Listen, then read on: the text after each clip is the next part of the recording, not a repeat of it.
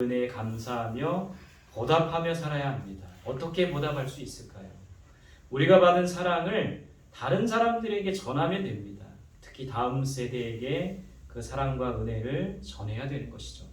우리 자녀들에게 전해야 하고 어린 아이들에게 전해야 하고 청년과 청소년들에게 전해야 합니다. 말로만 전하면 안 되고 삶으로 전해야 합니다. 삶으로 전하려면 먼저 우리가 삶 속에서 하나님의 사랑과 은혜를 경험해야 합니다. 경험한 사랑과 은혜를 나누어야 합니다. 그럴 때 많은 사람들이 그 사랑과 은혜 안에 거할 수 있게 되는 것이죠. 날마다 하나님의 사랑과 은혜를 경험하며 그 사랑과 은혜를 전하는 우리들이 될 수 있기를 바랍니다. 오늘 이 11절 12절에 보면 에베소 교회 성도들은 전에 어떤 사람이었나 이렇게 말씀하고 있어요. 그러니까 우리가 예수를 믿기 전에 어떤 사람들이었나 그걸 한번 좀 생각해 보자는 거예요. 11절과 12절에 보면 같이 읽겠습니다. 시작. 그러므로 생각하라. 너희는 그때 육체로는 이방인이요 손으로 육체에 행한 할례를 받은 무리라 칭하는 자들로부터 할례를 받지 않는 무리라 칭함을 받는 자들이라. 그때 너희는 그리스도 밖에 있었고 이스라엘 밖에 사람이라. 약속의 언약들에 대하여는 외인이요 세상에서 소망이 없고 하나님도 없는 자이러니. 자, 육신으로는 이방 사람들이었고 할례를 받았다고 칭하는 자들로부터 무할례자라 칭함을 받았다 이렇게 돼 있어요. 그때 그들은 에베소 교회 성도들이죠. 그리스도 밖에 있었고 그러니까 그리스도와 상관없었고 이스라엘 시민권에서 제외되었다 이렇게 말하고 있어요. 그러니까 에베소 교회 성도들은 전에 그리스도와 상관없는 자들이었습니다. 이스라엘 백성과도 상관없었어요. 우리가 알다시피 이스라엘 백성들은 하나님께서 선택하신 선민입니다. 그것과도 상관없는 자들이었어요. 약속의 언약에서는 외인이었다. 이거는 약속의 언약과 상관없는 자들이 바로 에베소 교회의 성도들의 전의 모습이라는 겁니다. 세상에서 아무 소망 없이 하나님도 없이 살았던 자들입니다. 그리스도를 알기 전에 그들은 그리스도와 전혀 상관이 없는 자들이었고 세상에서 소망 없이 하나님 없이 살았던 자들이라고 말하고 있어요. 여러분 우리도 마찬가지 아닙니까? 하나님을 알기 전에 하나님과 상관없이 살던 사람들 아닙니까? 세상에서 소망 없이 그저 하루하루를 의미 없이 살던 우리들의 모습이 아닙니까? 그랬던 우리들이 그리스도를 만났고 하나님의 자녀가 되었던 거예요. 하나님과 상관없는 자가 아니라 하나님께서 함께 하시는 사람이 되었어요.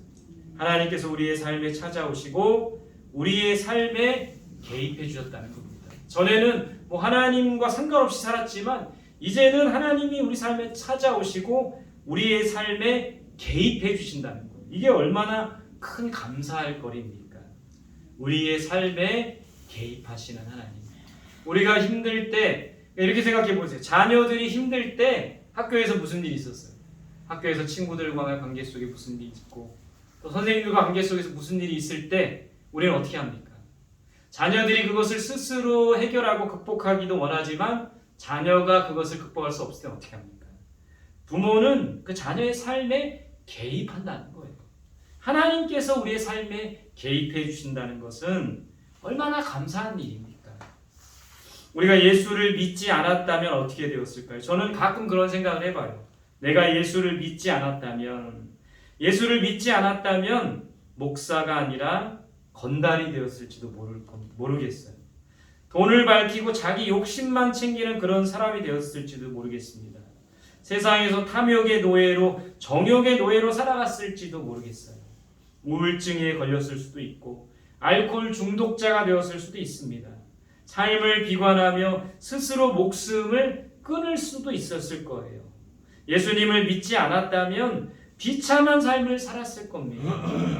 저에게 있어서 예수님을 만난 것은 정말 감사하고 다행인 거예요. 전에 우리가 어떤 사람이었나 하는 것은 이제 중요하지 않습니다. 전에 어떤 삶을 살았나 하는 것이 중요하지 않아요. 우리는 그리스도 안에서 새로운 피조물이 되었고 새 것이 되었습니다. 고린도후서 5장 17절에 그런즉 누구든지 그리스도 안에 있으면 새로운 피조물이라. 이전 것은 지나갔으니 보라 새 것이 되었도다. 날마다 새로워질 수 있기를 바랍니다. 날마다 새 은혜를 입을 수 있기를 바랍니다. 오늘 이 저녁에도 새롭게 하시는 하나님의 은혜가 우리 삶 속에 있기를 간절히 소망합니다. 13절 말씀에 보면 이제는 전에 멀리 있던 너희가 그리스도 예수 안에서 그리스도의 피로 가까워졌느니라. 전에 멀리 있던 너희가 그리스도의 피로 가까워졌다고 되어 있어요. 전에 오늘 사도 바울이 언급한 것처럼 에베소 교회 성도들은 그리스도와 상관없었고 하나님과 멀어졌던 사람들입니다. 그랬던 우리들은 그리스도의 피로 하나님과 가까워질 수가 있는 거예요. 죄와 가까우면 하나님으로부터 멀어지고 죄와 멀어지면 하나님과 가까워진다고 합니다. 전에 우리는 무엇과 더 가까웠습니까? 하나님과 가깝지 않고 죄와 가까웠어요. 죄와 친구하면서 죄와 늘 붙어있고 늘 죄짓고 죄와 함께 동거했습니다. 어렸을 때를 제가 생각해 보니까 정말 죄와 가까운 삶을 살았던 저의 모습입니다. 남의 것을 훔치거나 남 흉보는 거, 욕하는 거, 싸움하는 거 이런 것을 좋아했어요. 제가 초등학교 때 문방구나 가게에 들어가서 잘하는 게 뭐였냐면 들키지 않고 뭔가를 훔치는 걸 잘했어요. 그리고 친구들이 감탄하고 저를 칭찬했습니다. 그랬던 때가 있었어요. 제가 욕도 엄청 잘했어요. 왜냐하면 동네 형들이랑 놀았기 때문에 새로운 욕을 많이 알았고 학교에 그 욕을 보급했습니다. 그런데 지금은 그렇게 죄와 가깝고 전에는 그것이 죄인 줄 모르고 살았던 거죠. 죄와 가깝고 정말 하나님께서 기뻐하시지 않는 삶의 모습이었지만 지금은 그런 것이 정말 싫은 거예요. 남 흉보는 것도 싫고 욕하는 것도 싫고 가끔은 욕도 하고 싶을 때가 있는데 아주 가끔입니다. 근데 별로 하고 싶지 않아요. 만약 우리가 그리스도와 가까워졌는데도 아직도 죄와 가까이 지낸다면 우리는 회개해야 합니다. 우리가 그리스도와 가까워졌는데도 아직도 남 흉보는 일이 즐겁고 남 욕하는 것이 즐거웠다면 우리는 회개해야 돼요. 그리고 죄에서 완전히 돌아서야 합니다. 죄로부터 멀어져야 됩니다. 우리가 분명히 기억할 것은 그리스도인은 죄와 멀어지고 그리스도와 가까워져야 되는 사람들입니다. 그리스도인들은 세상과 멀어지고 주님과 가까워져야 되는 사람들이라는 거예요. 반대가 되면 안 됩니다. 전에 비록 하나님과 멀리 있던 우리들이지만 이제는 하나님과 가까워졌다고 합니다. 어떻게 가까워졌습니까? 그리스도의 피로 가까워졌다고 합니다. 그리스도의 피는 죄로 인해 하나님과 멀어진 우리들을 하나님과 가깝게 했어요. 그리스도의 피는 죄와 가까웠던 우리들을 용서하고 하나님과 화목하게 했습니다. 십자가에서 흘리신 그리스도의 피로 우리는 하나님과 가까워질 수 있었던 거예요. 예수님의 보혈의 피, 그 피가 우리를 사했고 그 피가 우리를 온전하게 했습니다. 그리고 그 피가 우리와 하나님과의 관계를 화목하게 한 겁니다. 제가 딸 아이 이야기를 들어보니까 여자아이들을 가만히 보면 여자애들끼리는 남자들보다 자주 싸우고 나눠진대요. 친구들끼리 서로 이간질하는 아이도 있대요. 자기하고만 친해지려고 이간질을 한다고 합니다. 그런데 그런 친구들은 금방 들통이 나고 이쪽도 저쪽도 못 끼게 된다고 합니다. 그 사이에서 어떤 친구는 둘 사이를 화목하게 하는 그런 아이가 있대요. 그런 아이는 둘 사이에서 어찌 보면 참 힘들죠. 이쪽 친구의 이야기도 들어줘야 하고 저쪽 친구의 이야기도 들어줘야 합니다. 둘의 입장을 잘 들어주고 둘이 하나 될 수 있도록 수고하며 애쓴다고 합니다. 그런 친구가 바로 화목하게 하는 자입니다. 예수님처럼 화목하게 하는 사람이 되어야 합니다.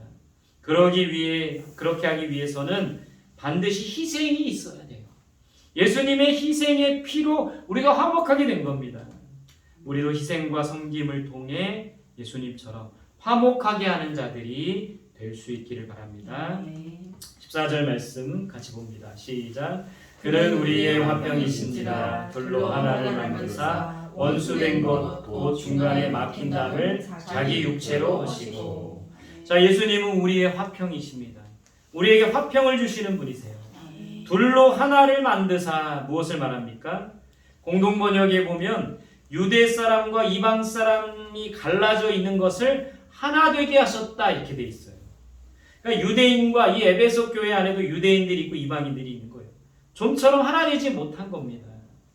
유대인들은 이방인들을 경멸했고 이방인들도 유대인들을 싫어했습니다. 에베소 교회 안에도 그런 모습들이 있는 거예요. 같이 예수 그리스도를 믿는 자들이라고도 하면서도 유대인과 이방인들이 하나 되지 못한 거예요. 예수님께서 사마리아 여자에게 물을 달라고 했을 때 그 사마리아 여인이 뭐라고 합니까? 유대인인 당신이 왜 나에게 물을 달라고 합니까? 의아해서 물었습니다. 그러니까 사마리아인은 이방인과 피를 섞었기에 유대인들이 경멸하고 괴처럼 취급했던 사람들입니다. 유대인들이 이렇게 이방인들을 경멸했고 이방인과 피를 섞은 사마리아인도 싫어했어요. 이방인들도 마찬가지죠. 자신들을 경멸하고 자신들을 싫어하는 사람은 어떻게 좋아할 수가 있습니까? 유대인들을 싫어했고 유대인들과 가까이 하지 않았습니다. 그리스도는 이런 유대인과 이방인도 하나 되게 하시는 분이세요. 백인과 흑인도 하나 되게 하시고 진보주의자와 보수주의자도 하나 되게 하시고 둘로 나눠진 모든 것을 하나 되게 하시는 분이 예수님이십니다.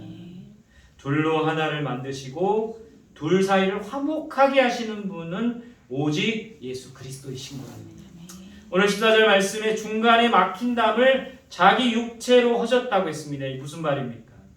그러니까 십자가의 죽으심으로 중간에 막힌 담을 허셨다는 거예요.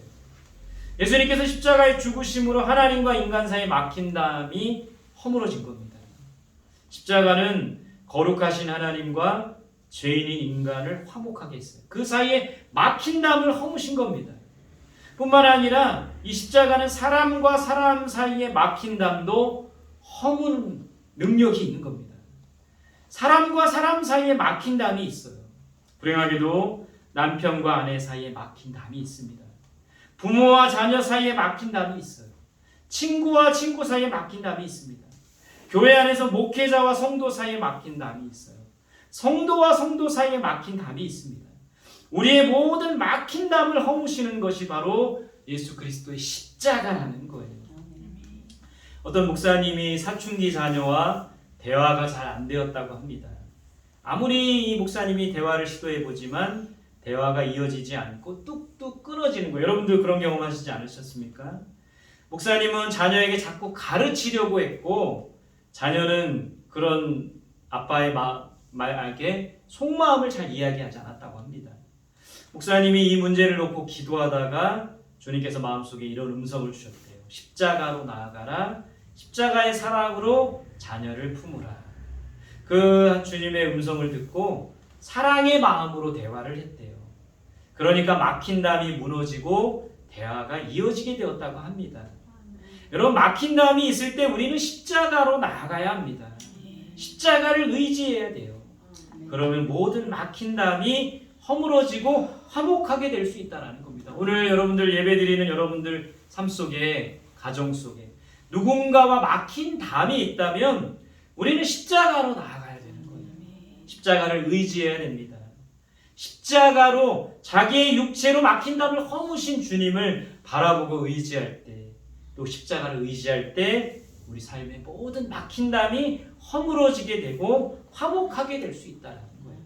모든 막힌 담이 허물어지는 그런 은혜의 역사가 있기를 간절히 소망합니다. 우리 16절 말씀 같이 봅니다. 시작. 또 십자가로 이 둘을 한 몸으로 하나님과 화목하게 하려 하심이라. 원수된 것을 십자가로 소멸하시고. 십자가로 둘을 한 몸으로 만드셔서 하나님과 화목하게 하려 하십니다. 원수된 것을 십자가로 소멸하셨다라고 합니다. 여러분 원수를 없애는 방법은 십자가에서 사랑하는 겁니다. 예수님의 십자가 사랑을 본받는 것이에요. 예수님께서는 십자가에서 자신을 못 박는 로마 병사들을 용서하셨습니다. 저들의 죄를 사해달라고 했어요. 십자가로 원수된 것을 소멸하신 겁니다. 우리도 예수님처럼 십자가에서 용서해야 합니다. 십자가로 원수를 소멸시켜야 돼요. 저에게는 미운 사람이 있습니다.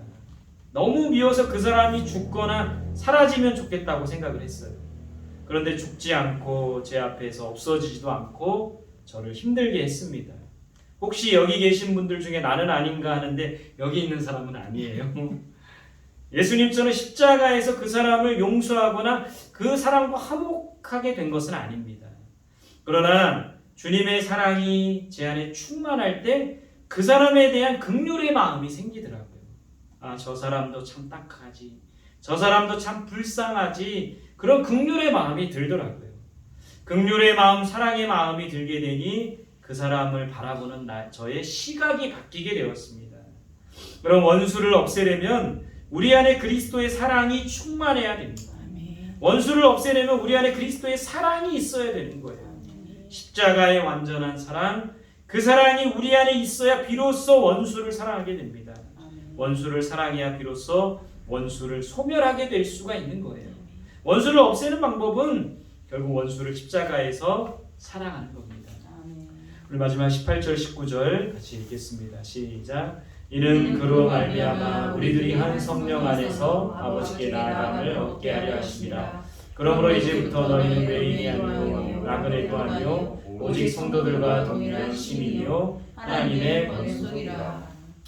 우리는 십자가로 하나 되었습니다. 십자가로 맡긴 담을 허무셨고 십자가로 화목하게 되었어요. 그리스도의 십자가만 바라보고 그리스도의 십자가만 의지해야 됩니다. 십자가로 하나 되고 십자가로 화목하게 되었는데 우리가 이제 그 십자가의 은혜를 경험했는데 지금의 모습은 어떻습니까?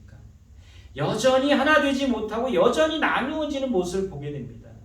사람은 근본적으로 하나됨을 이루기가 힘든 존재인가 봅니다. 어디를 가든지 무리를 지으려고 하고 어디를 가든지 분란을 일으키고 분열을 일으킵니다. 십자가를 통과하고 십자가를 의지해서 살아가는 우리들도 예외는 아니라는 거예요. 목사님들도 하나 되지 못하는 모습들이 있고 나누어지는 모습들이 있습니다. 계파가 있고 당파가 있다는 거예요. 처음 제가 교회를 개척하고 이 충북노회에 가입을 했는데 충북노회에 와서 좀 저는 외로웠어요. 저는 청주 출신도 아니고 아는 선배나 후배가 많은 것도 아니었기 때문에 어디를 낄 수가 없는 거예요. 그렇다고 사교성이 좋아서 금방 친해지거나 성격이 좋아서 금방 형님 동생 사이를 만들지도 못했습니다. 근데 시간이 지나니까 친한 목사님들이 생기고 그 목사님들이 모임에 오라고 해서 가보니까 어떤 계파였던 거예요. 그 계파에서 많이 챙겨주고 관심도 가져주고 밥도 사주고 선배님들이 목회에 대한 조언도 해주셨습니다.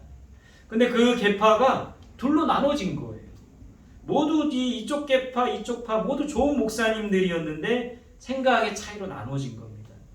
둘 사이에서 어떻게 할까 고민하다가 저는 두 모임 다 나가지 않게 되었습니다. 더 외로워진 거예요.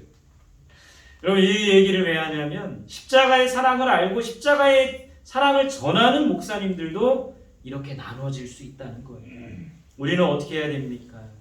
오늘 말씀에서는 성령 안에서 살아가야 한다고 답을 주고 있어요. 우리 둘이 한 성령 안에서 아버지께 나아감을 얻게 하려 하심이라. 그러니까 우리를 하나 되게 하시는 분은 성령님이시라는 거예요. 성령께서 도와주셔야 하나 될 수 있다는 겁니다. 에베소 4장 3절에 보면 평안에 매는 줄로 성령이 하나 되게 하신 것을 힘써 지키라.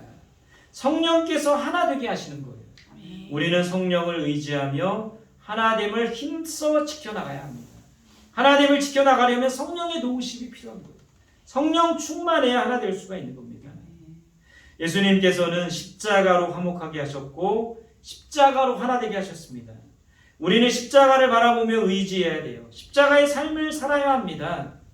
또 한 가지 하나님께서는 성령으로 하나 되게 하시는 거예요. 성령을 의지해야 합니다. 성령 충만해야 합니다. 육체의 욕심을 버리고 성령으로 충만해야 하나 될 수 있는 거예요. 화목하게 될 수 있는 겁니다.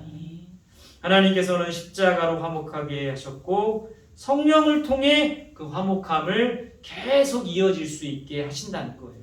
그렇기 때문에 우리는 십자가의 삶을 살아야 하고 성령 충만한 삶을 살아야 한다는 겁니다.